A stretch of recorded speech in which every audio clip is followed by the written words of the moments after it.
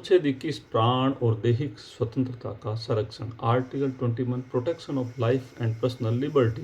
अनुच्छेद 21 घोषित करता है कि किसी भी व्यक्ति को उसके प्राण या दैहिक स्वतंत्रता से विधि द्वारा स्थापित प्रक्रिया के अलावा वंचित नहीं किया जाएगा। यह मूल अधिकारों का हृदय और प्राण है। ए के गोपालन बनाम मद्रास राज्य 1950 में न्यायालय ने संकीर्ण व्याख्या करते हुए कहा कि प्रक्रिया का अर्थ संसद द्वारा बनाई गई कोई भी विधि है, चाहे वे अनुचित क्यों न हो।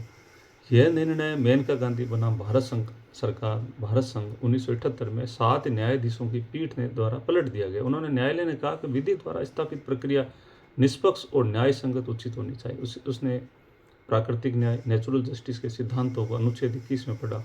यह निर्णय में यह स्थापित किया कि अनुच्छेद 14, 19 और 21 एक दूसरे से पृथक नहीं है, बल्कि एक साथ पढ़े जाने चाहिए।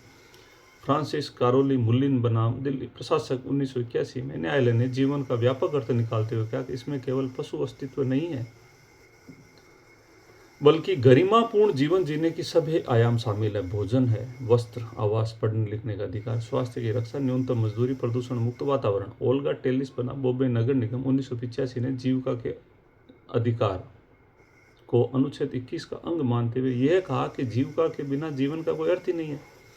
यूनिकृष्णन बनाम आंध्र प्रदेश राज्य 1993 में शिक्षा के अधिकार को अनुच्छेद 21 से व्युत्पन्न किया, जिसके परिणाम स्वरूप 86वें संविधान संशोधन 2002 द्वारा अनुच्छेद 21 से जोड़ा गया।